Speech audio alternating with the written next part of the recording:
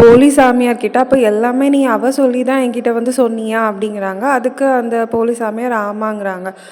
முத்து சொல்றாங்க, "ஏன் அந்த ரோஹிணி உன்ன என்னடா முட்டாளாவே ஆக்கிக்கிட்டு இருக்கா?" அப்படின்ட்டு.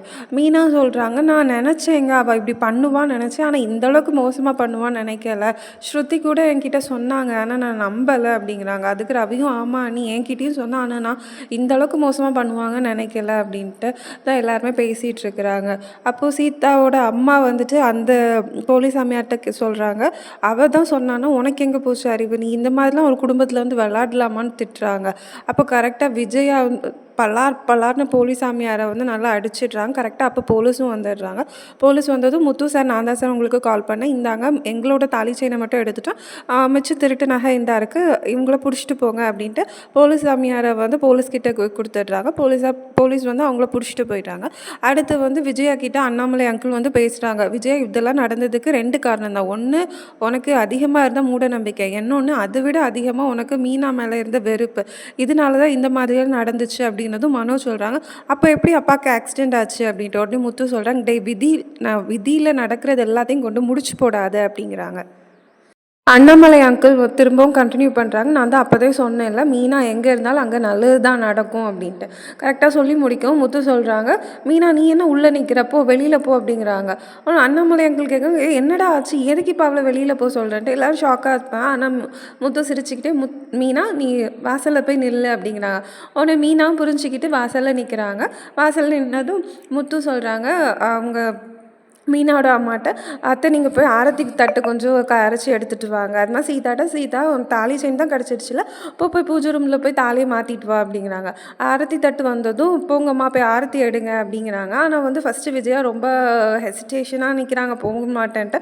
அதுக்கப்புறம் ஓகே அப்படின்ட்டு ஆரத்தி தட்டை வாங்கிடுறாங்க. விஜயா கையில் ஆரத்தி தட்டை வாங்கிட்டு ஆரத்தி எடுக்கிறதுக்காக போகிறாங்க. அப்போ கரெக்டாக முத்து சொல்கிறாங்க, "வா மருமகளே வான்னு சொல்லி ஆரத்தி எடுக்கணுன்ட்டு." ஆனால் ஃபஸ்ட்டு விஜயா வந்து சொல்ல மாட்டேங்கிறாங்க. அண்ணாமலை அங்கிளும் சொல்கிறாங்க, "கண்டிப்பாக நீ சொல்லணும் விஜயா, ஏன்னா நீ தான் அவளை வெளியில் அனுப்புன, அதனால் நீ கண்டிப்பாக சொல்லணும்." அப்படின்ட்டு. உடனே விஜயாவும் கீழே தரையை பார்த்துட்டு, "வா மருமகளே" அப்படின்னு சொல்கிறாங்க. உடனே அதுக்கு முத்து சொல்கிறேன், "என்ன உங்கள் மருமக என்ன தரையிலையா இருக்கா? ஒழுங்கா முகத்தை பார்த்து சொல்லுங்கள்." அப்படின்ட்டு. ஓகே அப்படின்ட்டு அடுத்து விஜயா வந்து முகத்தை பார்த்தே சொல்கிறாங்க, "ஆரத்தி எடுத்து முடிச்சுட்டு உள்ளே வாமா." அப்படின்ட்டு அவங்க வந்து ரொம்ப கோவத்தோட கீழே இறங்கி போகிறாங்க. அப்போது மீனாவோட ஃபேமிலி வந்து, "சரி நாங்கள் இனி கிளம்புறோம், கடையை வந்து வேற ஒருத்தவங்கள பார்த்துக்கன்னு சொல்லிட்டு வந்திருக்கேன், அதனால் நாங்கள் கிளம்புறோம்." அப்படிங்கிறாங்க. அண்ணாமலை அங்கிள் வந்து, "நாளைக்கு நான் வீட்டில் வந்து ஒரு பெரிய விருந்து வச்சுருக்கேன், அதனால் நீங்கள் கண்டிப்பாக வரணும்." அப்படிங்கிறாங்க. அப்போ எதுக்கு விருந்துன்னு கேட்டதும், "இல்லை வீட்டை விட்டு போன மீனா வீட்டுக்கு வந்துட்டா, அதுவும் இல்லாமல் ஒரு பெரிய அந்த திருட்டு கும்பலையே பிடிச்சி கொடுத்துருக்காங்க, அதை நம்ம கொண்டாடணும்ல, அதனால் பெரிய விருந்து இருக்குது, கண்டிப்பாக நீங்கள் எல்லோரும் மத்தியானம் சாப்பாட்டுக்கு இங்கே வந்துடணுங்கிறாங்க." அவங்களும் சரி ஓகே அப்படின்னு சொல்லிட்டு கீழே இறங்கி போயிடுறாங்க. அடுத்த சீனில் பார்த்தோம் அப்படின்னா, சீதா வந்து அவளோட வீட்டில் வந்து இருக்கிறா.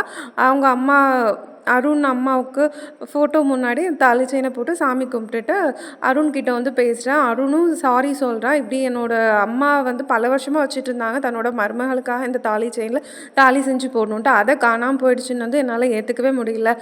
சின்ன வயசுலேருந்தே என்னை அம்மா தனியாக வளர்த்தாங்க, ஸோ அதனாலே என்னால் அம்மா இல்லைங்கிறதே என்னால் அக்செப்ட் பண்ணிக்க முடியல. அம்மா இல்லைன்னு நினைக்கும் போது படபடப்பாக இருக்குது." அந்த மாதிரி அருண் பேசுகிறாங்க.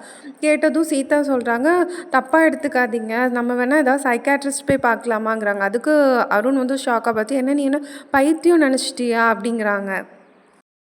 அருண் வந்து திரும்ப திரும்ப, "இல்லை சீதா, நான் பைத்தியம் இல்லை சீதா, அம்மா இல்லை, அதனால தான் நான் அந்த மாதிரிலாம் இது பண்ணுறேன், நான் பைத்தியம் இல்லை." அந்த மாதிரி சொல்கிறாங்க. இப்போ சீதா சொல்கிறாங்க, நான் அந்த மாதிரி சொல்லலை, சைக்காட்ரிஸ்ட் போய் பார்க்குறது ரொம்ப நார்மல் தான், ஸ்ட்ரெஸ்னால டிப்ரெஷனாலலாம் கூட போய் பார்ப்பாங்க, அதனால நான் இப்போ சொன்னதை நீங்கள் தப்பாக எடுத்துக்காதீங்க." அப்படிங்கிறாங்க. ஆனால் அருண் திரும்ப திரும்ப சொன்னதே தான் சொல்லிட்டு இருக்காங்க, "நான் பைத்தியம் இல்லை சீதா, நான் பைத்தியம் இல்லை, என்னோட பெயின் உனக்கு எப்போ தெரியும், உன்னோட அம்மா இறந்தால் தான் உனக்கு தெரியும்." அந்த மாதிரிலாம் பேசும்போதும் சீதாவுக்கு ரொம்ப ஷாக்காக இருக்குது. சீதா வந்து மனசுக்குள்ளேயே நினைக்கிறான், கண்டிப்பாக வந்து நம்ம சைக்காட்ரிஸ்ட்டு தான் அருணை கூட்டிகிட்டு போகணும் அப்படின்ட்டு. இதோட அந்த சீன் முடியுது. நெக்ஸ்ட் சீனில் பார்த்தோம் அப்படின்னா மீனாவுக்கும் முத்துக்குமான சீனை அவங்க சின்னதாக ரூம்குள்ளாடி ரொமான்ஸ் பண்ணிகிட்டு இருக்கிறாங்க. அவங்க கொஞ்சம் ஜாலியாக பேசிக்கிறாங்க, சிரிச்சுக்கிறாங்க, அந்த மாதிரி அந்த சீன் வந்து போகுது. நெக்ஸ்ட் சீனில் பார்த்தோம் அப்படின்னா மனோஜ் வந்து அவங்களோட ஷோரூம்க்கு வந்திருக்கிறாங்க. ஜீவா மனோஜ் கிட்ட வந்து இந்த மாதிரி ஒரு பொண்ணு இருக்காங்க. ஆனா அவங்க ஏஜ் வந்து 32. அவங்கள வந்து இந்த மாரி உங்களுக்கு அலைன்ஸ்க்கு பேசிக்கலாமா அப்படிங்கும்போது, ஏஜ் 32வா அப்படின்ட்டு மனோஜ் யோசிக்கிறாங்க. அப்போ கூட இருக்கக்கூடிய ஃப்ரெண்ட் தான் சொல்றாங்க, "ரொம்ப சின்ன வயசு பொண்ணா தேடாத. ஏன்னா ஜென்ஸி ஜென்ரேஷன 90ஸால சமாளிக்க முடியாது. அதனால நீ பாரு" அப்படின்ட்டு. உடனே மனோஜும் சரி ஓகே. பேர் என்னது அப்படின்னதும் யமுனா அப்படிங்கிறாங்க. ஃபோட்டோ கிடைக்குமான்னா, சார் அவங்களே டைரக்ட்டா இங்க வரேன்னு சொல்லியிருக்காங்க. கொஞ்ச நேரத்தில வந்துருவாங்க. வெயிட் பண்ணலாம் அப்படின்ட்டு. கரெக்ட்டா அப்போ யமுனாவும் வந்துடுறாங்க. உடனே ஜீவா போய் ரிசீவ் பண்ணி, நீங்க தான் யமுனாவான்னு கேட்குறாங்க. ஆமான்னு சொல்லிட்டு மனோஜ் கிட்ட வந்து இன்ட்ரோ குடுக்குறாங்க. அ இம் 2 பேரும் டேபிள்ல உட்காந்துருக்குறாங்க. அப்போ இந்த பொண்ணு வந்து யமுனா சொல்றாங்க, "நான் ரொம்ப ஸ்ட்ரெய்ட் ஃபார்வர்ட். அதனால நான் கேட்குறேன், உங்களுக்கு என்ன புடிச்சிருக்கா?" அப்படின்ட்டு. மனோஜ் சொல்றாங்க, "ஃபர்ஸ்ட் மீட்டிங்லயே எப்படி புடிச்சிருக்கான்னு சொல்றது?" அப்படின்ட்டு. அப்போ யமுனா சொல்றாங்க, "நான் தான் ஸ்ட்ரெய்ட் ஃபார்வர்ட்ன்னு சொன்னேன்ல, சொல்லுங்க." அப்படின்னதும், புடிச்சிருக்கு" அப்படின்ட்டு. அப்போ மனோஜ் வந்து ரிட்டர்ன் வந்து கேட்குறாங்க, "உங்களுக்கு என்ன புடிச்சிருக்கா?" அப்படின்னதும் யமுனா சொல்றாங்க, லுக் வைஸ் வந்து புடிச்சிருக்கு. ரொம்ப ஸ்மார்ட்டா இருக்கீங்க" அப்படிங்கிறாங்க. அதோட தொடரும் போட்டுடுறாங்க. நாளை வரக்கூடிய எபிசோட்ல என்ன போட்டிருக்காங்க அப்படின்னா, விஜயாவும் மனோஜும் வந்து ரூம்ல பேசிட்டு இருக்காங்க. "என்ன இப்படி தலை குனிய வச்சுட்டா? இந்த மாதிரி பண்ணிட்டா எனக்கு எவ்வளோ கேவலமா போச்சு தெரியுமா? அவள நம்ம எதையாவது ஒண்ணு பண்ணணும்" அப்படின்ட்டு. உடனே மனோஜ் வந்து "எனக்கிட்ட ஒரு ஐடியா இருக்குமா, நான் பண்றேன்" அப்படின்ட்டு ஷோரூம்ல இருக்கும்போது ரோஹிணிக்கு கால் பண்றாங்க. கால் பண்ணிட்டு ரோஹிணிட்ட "நான் உன்கிட்ட பேசணும்" அப்படிங்கிறாங்க. ரோஹிணி சொல்றா, "இதுக்கு தான் மனோஜ், இதுக்கு தான் நான் வெயிட் பண்ணிட்டு இருந்தேன். அப்ப எத பத்தி?" அப்படின்னதும், "நீ வா நான் சொல்றேன்" அப்படிங்கிறாங்க. அதோட முடிச்சிடுறாங்க. நாளைக்குள்ள எபிசோட் தெரிஞ்சுக்கணுமா என்னோட சேனல கண்டிப்பா சப்ஸ்கிரைப் பண்ணி வச்சுக்கோங்க. பாய். தேங்க் யூ ஃபார் வாட்சிங். பாய்.